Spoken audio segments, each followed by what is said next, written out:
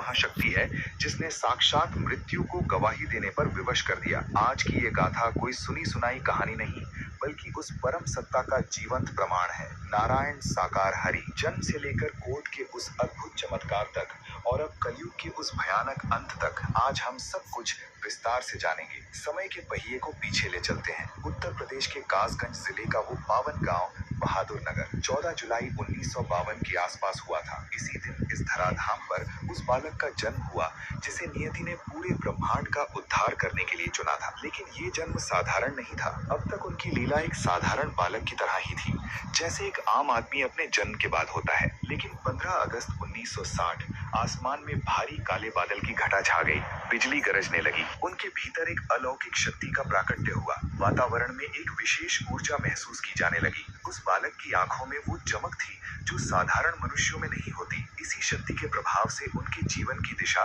बचपन से ही लोक कल्याण की ओर मुड़ गई। खेल कूद की उम्र में भी उनके मुख से निकलने वाले शब्द सत्य की कसौटी पर खरे उतरते थे। जैसे जैसे वे बड़े हुए, उन्होंने अपनी सांसारिक शिक्षा पूर्ण की। शिक्षा के दौरान भी उनकी मेधा और शांत व्यवहार ने सबको प्रभावित किया। वे बहुत शांत और कोमल मन से किसी को भी माफ कर देते थे। हर जीव से प्रेम करना और शांत रहना, ये उनका जीवन था। इसी वजह से उनको भोला के नाम से लोग बुलाने लगे। अब तक उनका सत्य के साथ से कोई नाता नहीं था। इसके पश्चात उनका विवाह श्रीमती प्रेमवती देवी जी के साथ संपन्न हुआ। विवाह के समय मातेश्वरी अपने साथ एक छोटी सी 12 वर्षीय बच्ची को लेकर आई। नारायण साकार हरि ने उस बच्ची को अपनी संतान से बढ़कर एक पिता की तरह असीम स्नेह और संरक्षण दिया। घर में भक्ति और प्रेम का अद्भुत वातावरण था। लेकिन नियति एक बहुत बड़ी परीक्षा की तैयारी कर रही थी। अचानक उस 12 वर्षीय बच्ची की मृत्यु हो गई। इस दुखद घटना को विरोधियों ने एक हथियार की तरह इस्तेमाल किया और नारायण साकार हरि पर झूठे आरोप लगाकर उन्हें कोर्ट के कटघरे में खड़ा कर दिया।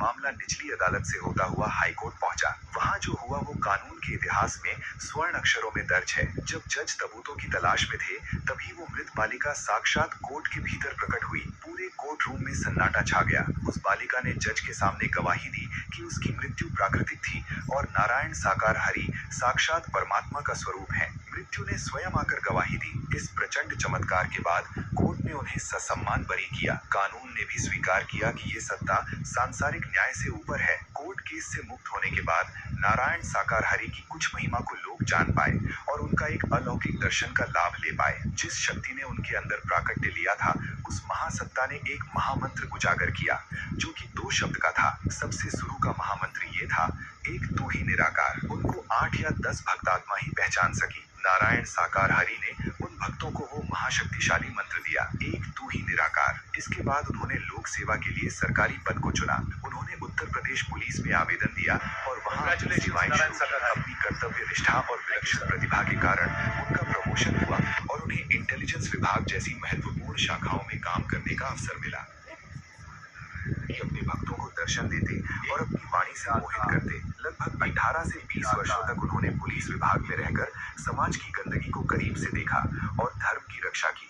लेकिन भीतर की वो महाशक्ति अब पूरे संसार के कल्याण के लिए व्याकुल थी। अंततः वो दिन आया, 15 अगस्त 1998। इसी दिन उन्होंने अपनी वर्दी का त्याग किया और भोले बाबा के रूप में पूर्णतः जगत के सामने आए। अब उस महाशक्ति का प्रभाव बढ़ चुका था। नौकरी के बाद जो सत्य के साथ में बोला गया ये मंत्र था, एक आप ही निराकार, एक आप ही साकार। उन्होंने घोषणा की कि वे न चंदा लेंगे, न दान, न दक्षिणा। उनका एकमात्र उद्देश्य सत्य और मानवता की स्थापना करना है। बहादुर नगर से शुरू हुआ ये कारवां आज करोड़ों भक्तों के दिलों तक पहुंच चुका है। आज कलयुग अपने अंतिम चरण में है। प्रकृति क्रोधित है, इंसानियत खत्म हो रही है। नारायण साकार हरि की प्रचंड लीलाएं अब चारों ओर दिखाई दे रही हैं। उनका एक एक वचन कलयुग के अंत का संकेत है। क्या होगा आगे? प्रभु के वचनों के अनुसार जो लोग बुराइयों, नशा, चोरी, झूठ में लिप्त है, उनका विनाश निश्चित है। आने वाला समय बहुत कठिन है, लेकिन जो नारायण साकार हरि के चरणों की शरण में है, उन्हें काल भी नहीं छू पाएगा। वे कलयुग के अंधकार को मिटाकर पुनः सतयुग की स्थापना का मार्ग तैयार कर रहे हैं। अधर्मियों का पतन शुरू हो चुका है और सत्य की पताका अब पूरे ब्रह्मांड में लहराएगी। ये गाथा प्रमाण है उस शक्ति का जो हमारे बीच साक्षात मौजूद है। यदि आप भी इस सत्य के साथ हैं, तो इस वीडियो भक्त तक पहुंचाएं। कमेंट में लिखें, नारायण साकार हरि की संपूर्ण ब्रह्मांड में सदा सदा के लिए जय जयकार।